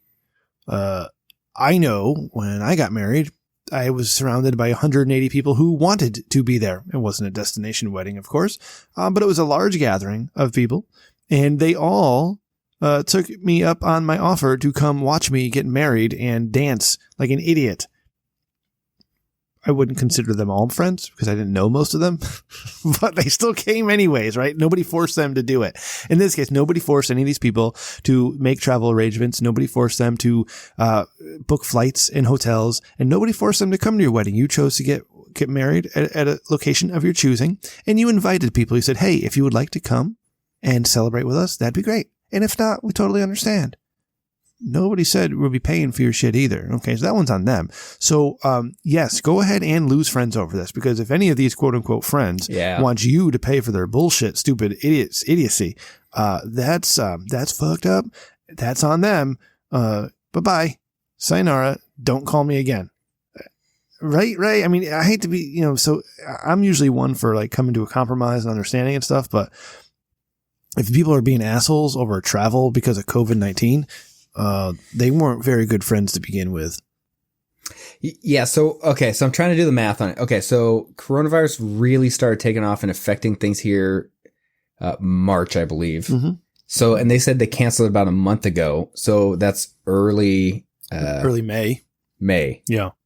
So that was still in the thick of things when there wasn't really an end in sight. So it's not as if, and there's still not really an end in sight, if you will, as in, it's not as if you can't blame the couple. If you're the friends or family that are blaming them, you're barking up the wrong tree. Like that is not their fault. We don't know where the destination is either. Right? So we don't know what they're going through. Like South America's getting it pretty good right now. True. Yeah. So. Oh, true. Yeah. True. Get new friends. That does factor in. They obviously, John did not mention that. Therefore, without that bit of information. Now, for example, if they were in Nebraska, in Lincoln, Nebraska, I don't know any other cities in Nebraska, but somewhere that, the coasts seem to have the highest impact of coronavirus, right? So somewhere like that, even that, people still are afraid and things like that. I guarantee you, I don't know how many people are supposed to be in the wedding, but you got a legitimate excuse. You screaming safety. It's hard to say, nope, that's not a good enough excuse. What? And again, go ahead. Yeah. Kill grandma. Who fucking cares, right? Who fucking cares? Invite everybody. Keep it on. And if grandma and grandpa are too stupid to wear masks or socially distant, all that other bullshit, who knows if it even works? Fuck it. Let them go. Right, Ray? Because what we were just talking about with Larry. I'm an adult. I can make my own decisions. Fuck you. Yeah. Or just reduce it to the local people or just the people you trust, something like that. Yeah. I mean, some people might be offended, but I mean, whatever. That's on them. John, look out for yourself. Look out for your future wife. Take care of your family. Yeah, have everybody leave you alone. Exactly. That's more important. That's a good philosophy. Yeah. All right. Thank you for writing in. If you guys need more advice, Ray and I will be doing a Triple T bonus episode in the near future for our Patreon. Okay. So if you have any questions you would like to see answered, go ahead. richdickmanshow@gmail.com. We'll do it the old-fashioned way. We used to get the questions through the emails. Send us the email with the question, richdickmanshow@gmail.com, and say it's Triple T advice question. And we'll be putting that bonus episode together next couple weeks. Yeah. All right. Let's move on. Awesome. I drank too much. Oh, shit. That's the wrong one. Folks, it's time for that wacky segment where we review porn. Because we have a psychopath listener, better known as the laughing stock of the adult film industry, who insists on sending us his ridiculous piles of trash. So without further ado, Mr. Porno Man's latest perversion. Oh, boy. Okay, Ray. I refuse to read this asshole's letter. Real quick before I read that, my wife just texted me and said USPS is going to drive her crazy. You know, it's that important. She knows to text it to me during the show. Oh, did you happen to do a package intercept in Sarah Starr's t-shirt? I'm not sure. No, not exactly, but I submitted a thing saying, hey, here's the tracking number. Here's all the information. Here's where it came from. Here's where it's supposed to go. I submitted something. I know people, I haven't heard Ray. Back yet. I know people. You probably should have let me know what you were doing something when you did it. Yeah. Because I could. All right. I'm sorry. Go ahead and read Mr. Porno Man's letter. Yeah. Well, yeah. Anyway, so it says, greetings, gentlemen. As you're well aware, I'm on the forefront of the adult film industry. Some may argue, yeah, I know, right? Fucking this guy. Some may argue that the guests you've previously had on the show eclipse my work, though that's nothing but a fallacy. What? This week, we're exploring a genre that is all the rage: sprained ankle porn. Jesus Christ! Did I just read that right? Sprained. This is a treat for those who love feet. Join me on this wonderful journey as a beautiful young lady sprains her ankle and sexiness ensues. Regards, Mr. Porno Man. Oh my God. This can't be good. There's no way. There's no way it's sexy, and there's no way it's good. I'll just say that right now, and I will bet a lot of money it's neither of those. Sexy or good. Should I share my screen? I don't want to get in trouble on Discord. You could, yeah. We don't. Do we have anybody that's that young? That's underage. If you're underage, you need to leave the chat room. I don't think it actually. I don't know if it gets that sexy. All right, it doesn't look like it yet. All right, here's sprained ankle porn from Mr. Porno Man. It can't be that. Okay, so it's a woman with long legs wearing a short. Oh, she just fell. That was the fakest fall. Yeah, that was weak. Hold the fuck on. She just fell. That was weak. That was a terrible fall, and that's the fakest ow I've ever heard. Yeah, that was not real. And it's just focusing on her ankles. She's making sex moans, but we're seeing her ankle. Yeah, she's doing the sex moans. Yeah. Can you see this in Discord, Ray? Yeah, I can. It sounds like she's masturbating more than anything. Now she's trying to stand. Oh. Okay, so the wrong ankles hurt. She just changed ankles. Yeah, she just changed ankles. How does that happen? Oh my God. She's got a short skirt on. You can see up it for a little bit there. So bitch, take your shoe off. If it hurts, take the shoe off. What the hell are you doing? I guess she's like squatting on the ground. Okay, There's 4 more minutes of this shit, Ray. What the hell is going on? Her ankle hurts. There's a guy filming. You think the guy filming would like offer to help, but no, he's just filming. She took one shoe off. Oh, there goes the other one. Okay. She swatted it away like she's angry at her shoes. She's sensuously stroking her ankle. Oh my God. This is ridiculous. Okay, that noise is so annoying to me. It really is. It's really bad. Now she just rolled over? She rolled over so we can see upper leg and her ass.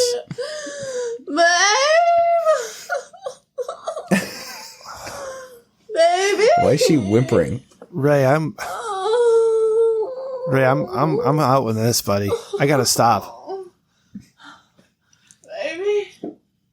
Baby. There's nothing. So she can't even get to a smartphone? Sexy or good. Oh, look, there is the phone. There's the phone. What is she doing? I think we lost everything. She's doing the scary movie crawl. Like, she's holding her ankle trying to reach for the phone as if she can't. It's like 2 feet away and she can't. Yeah. Oh my God, it's so bad. You know what, Ray? I'm gonna stop streaming so that. Bad. It's so bad.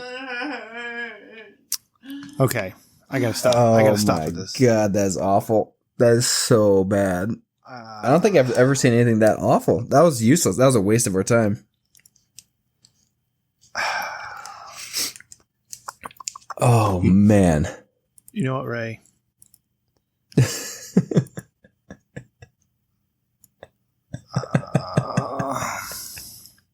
I mean, what do you even say? You shouldn't have silence on a podcast, but that's like I have nothing. I have nothing. Well, last time we had Mr. Porno Man, we had Muppet porn. At least, like in Muppet porn, something happened. This was literally an attractive woman. Nothing happened. Fake falling down, fake moaning with a fake spray. This turns people on, Ray. I don't know. Maybe it was just the foot shots. People might like the foot shots. What kind of I don't psychopath? get that one. I'm not a foot guy. Ray, I'm an ass man, but I don't want to see some chick spraying her ass. Like, that doesn't do anything.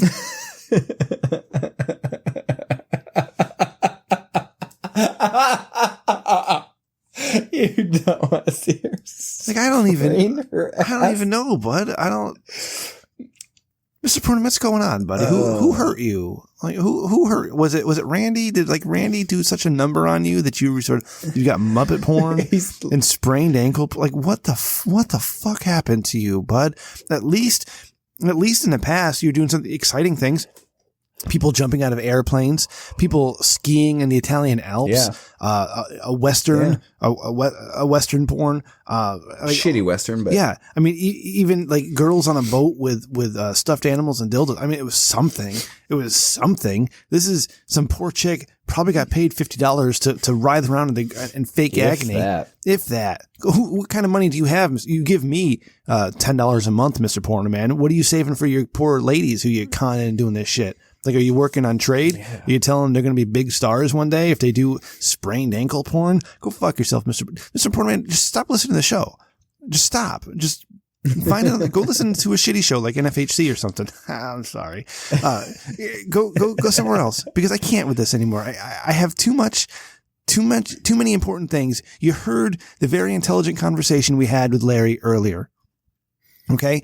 You heard the intelligent conversation we had with the porn stars last week.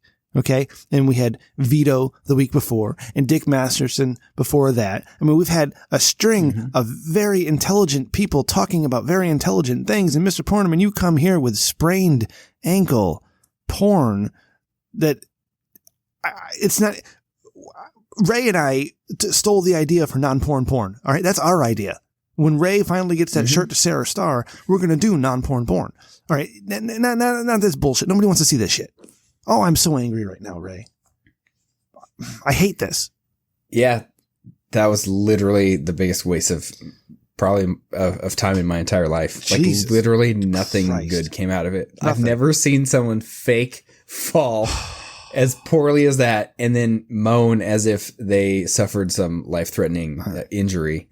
And then the like I said, it's like she can't even reach for the phone. She's like saying, babe.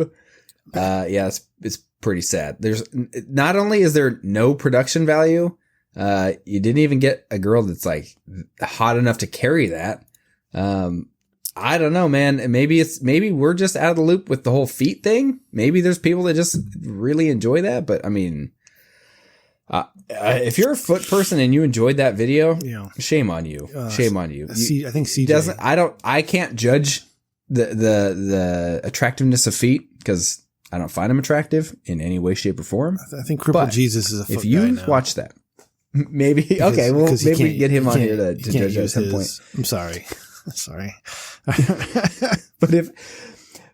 But if someone's like, no, you know what? I really like that video. I'm gonna watch that one a few times. No, shame on you. You should never do such a thing because the production value and her terrible acting, the whole thing, it's a shit show. It's horrible. It's shame on you. I'm shame sorry. on everybody. I'm sorry, Mr. Porno Everyone Man. involved in that. Shame on her for thinking she could do that. God shame on damn it. Mr. Okay. Porno Man for filming that. Shame on Pornhub or anybody that's ever hosted that. Shame on everybody. That's offensive. Burn it all to the ground. We should report it and get it pulled down.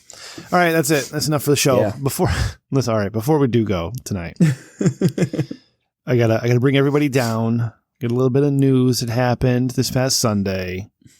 As you all know, old Buster, my dog, was getting old and full of tumors and arthritis. Well, on Sunday we finally He's pregnant. He's pregnant. We're having more. We're having more Busters. I made the decision on Sunday to put him down. Mm-hmm. So Buster is no longer with us. Yeah. So any longtime listeners of the show back to the Triple T days, you would have heard Buster's nails clattering on the wood floor. He was on a couple of those episodes. He's no longer with us. And I got to tell you, Ray, you know what? I knew this was coming for a little bit, just because, you could just see him starting to deteriorate. And I told him, I said, listen, asshole, you tell me when it's ready to go, when you're ready to go. Okay. Cause I'm not going to make that decision because I feel like I need to know for sure that you're good with this. And it was Sunday morning. I started thinking about it on Friday, and I called the vet on Saturday, and I didn't want to commit to it yet because my wife was like, well, he's still up and moving and doing stuff. And, and I came home and he wasn't doing too well. And his tumors, he was really licking at them. And I think one of them may have opened up a little bit and he just smelled bad, And I woke up Sunday morning and he just didn't want to get up. I was like, you know what? I think his face was all sunk in. He had lost so much weight, and he just knew. And I knew that if I didn't make the decision myself, I would have to go back and forth with my wife on this because she didn't want to do it. We've had the dog for 14 years. He's been part of the family since before my kids were born. Nobody wants to give it up. Yeah. So called the vet, paid over the phone because it's Corona times and God forbid you have contact with anybody. And come 11:30, his appointment was 11:45, 11:30. I walked him out of the house, and I put a towel over his tumor, so when I picked him up, I didn't have to irritate him too much. And I picked him up. He weighed nothing. He was a 75-pound dog for his whole life, right? And he just weighed nothing. Like, oh Jesus Christ! And I walked him in. I don't know, Ray, if you ever been with an animal when they put it down, but they give him a sedative at first. And they go to sleep without closing their eyes. They lose their ability to blink. And then they come in with a second shot a few minutes later, and that stops the heart, So they told me how this was all going to go. And like, do you need any more time? So, I just, whatever the normal time amount is, because we've spent all morning, it's fine. I was down there with him, I was petting him. And they gave him that shot to, put him, to the sedative. And the fucking dog, he's still trying to get at those, he's still gnawing at those tumors, still licking at them and gnawing at them. They're tasty. Yeah. Tasty. And tasty treats. I just gave him a good pat on the head, a few of them. And I stayed, and they said, you can leave at any time. I said, I didn't really want to hear his last breath, nor did I want to watch him defecate, after he stopped giving. So I said, when he doesn't know I'm there anymore, when he goes to sleep, that's when I'll go. So that was rough. I had, that was watery eyes right there. I got in my car and I went by myself. Nobody came with me. It was just me and the dog, and I left just me. Then I sat and I was just thinking about it for the last few minutes. And hey, listen, it's the first time I had watery eyes in a long time, Ray. I didn't let out a good full cry because, I'm a real man. I don't cry about shit. I get over it. But I had watery eyes. Mm-hmm. And it was a little emotional for a little bit. It's weird. It's weird without that fucking dog. Cause he'd be outside, he'd be barking at shit and like shitting in his little area. And so I was mowing the lawn Sunday and he wasn't there. And it was weird. And like yesterday I went to work, or this morning I went to work, and I checked where his food bowl used to be to make sure he had enough to eat. So it's just like, getting out of the 14-year habit of having a dog. So, but hey, I don't mean to bring everybody down. Just, if you were a longtime listener, maybe you knew I had the dog and you knew it was coming. So I don't know. It feels good to talk about it. That's all. Just tell you, he's not with us, but he had a good life. Go ahead. I'm sorry. Yeah. Well, let me bring it full circle, which is, earlier Larry was talking about, manly men, if you will. But that's what men and fathers do. Dude, it's not easy, but that's why you need men to be men. Because honestly, like your kids, do they want to fucking go to the vet and put the dog down that they've known their entire lives? Yeah. Nope. Was your wife going to volunteer to do that? Fuck no. And you know what? That's where us, you want to call it men, step in and say, you know what? That's what we're here for. It's not going to be easy. It's not going to be fun. I don't want to do this in any way, shape, or form, but going to do what needs to be done and take a deep breath and make it happen. And, be the man of the house, if you will. Yes. Take the brunt of that. And, that's That's why it's nice to let people be people.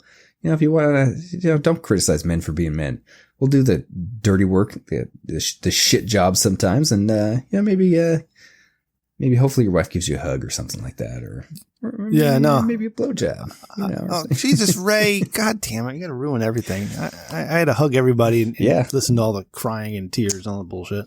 But, it's rough, man. Yeah. So I will leave. We'll close this episode tonight with and I hit you with this earlier in the week, but my music preference is mostly rock and roll music, and I like the rock music a lot. But every once in a while there are two albums. Not every once in a while, I guess two albums I really enjoy by a white rapper named Eminem. Number one is the Recovery album, and this number two is Marshall Mathers LP number 2. That's weird. It's number 2 because 2. Anyways, those are two of my favorite albums. And one of the songs on them is called Legacy. And one of the lines in Legacy is, "The best part about me is that I am not you, I am me." And you're goddamn right. Mm-hmm. All right. Thank you all for listening to episode 111. Really appreciate you guys listening every week. It is great to have the audience that we do. You guys are fantastic, and I love that you guys come to the Discord, bit.do/TRDS1. That's it. And we see you on the Twitter and all over the place, so thanks a lot. But if you like what we do, you want to support the show, you can tell a friend, leave a review, especially those iTunes reviews. Those do help a lot. And if you like us even more than that, you check out our Patreon, patreon.com/RichDickman. Every week you are getting extra content. We got a bunch of bonus clips and bonus shows. And, at the top level, you get your very own t-shirt. Hey, Kristen, I have to get with you. Producer Ryan made some new designs for the Thick Bitches Love Rich Dickman Show shirt, and I guess see which one you like. And be sure to check out our Liquor Fueled episodes or pop-up audios that we did, Ray and I did there. And you can find us online at richdickman.com for all your Rich Dickman needs, and go ahead, click that merch tab. Get yourself some awesome swag, right? We got stickers, we got shirts, we got hoodies. Good stuff. We're on YouTube. The episode gets uploaded every week to YouTube. And if you like what we do on YouTube, go ahead and subscribe. At some point, I really got to get into the more YouTube stuff. I got a bunch of ideas. We'll see what happens. You can check out Isaac Jackson's podcast, Chipping Out with Isaac Jackson. I might be on one of those pretty soon. Ray was on episode 3. Yeah, you can listen to that. But Isaac's doing a thing out there, and it's good stuff. So check it out. And go ahead and listen to our buddies at Not For Human Consumption. They're good little buddies over there. And again, if you have any questions for our advice episode, our Triple T bonus Patreon episode, richdickmanshow@gmail.com, or if you just want to contact the show, it's richdickmanshow@gmail.com. And there's the Dickman line, 860-316-4776. Executive producer Randy has left social media, so you can't find him on social media anymore, but you can find him in the Discord. And you can find me. I am at Rem Dickman. You can find producer Ryan at RyanTRDS. And, of course, my mother at Rem_Mama. And Ray, how do we get a hold of you? At Jules Winfeld, or the Dickman line is 860-316-4776. Hell yeah. Goddamn. And if you have thinking of Dickman questions, I love the bumper, so get them in. All right. Thanks again. We'll see you next week. Good night. See ya. We're out of here. I gotta pee. It's bedtime. Goddamn. We're old. Oh. That was fun. Okay. You got a Gatorade bottle near you? My big Captain Morgan bottle. Well, it's empty. It's empty, so you're not going to contaminate it. So you could use that. That's what they always say. If you see the yellow Gatorade on the side of the road, that's from a trucker. That's from a trucker. That's right. Because it's not actually Gatorade. It's not lemon lime flavor. No, it's like definitely sour, not. Sour. Don't drink it. Sour. Ray, have you ever drank your own pee? No, I have not. But when I was in 8th grade, I was homeschooled 8th grade, and we did a experiment, if you will. Let's see how much we would pee in a certain duration of time. So we kept those, and we would pee in the jar or whatever it was, and like put it in the cupboard until the end of the day or whatever. And I think my brother and I, because we were homeschooled at the same time, we were trying to drink as much water as we could so it somehow became a competition. What, drinking my pee? No, just peeing in a bottle. Why would I drink my own pee?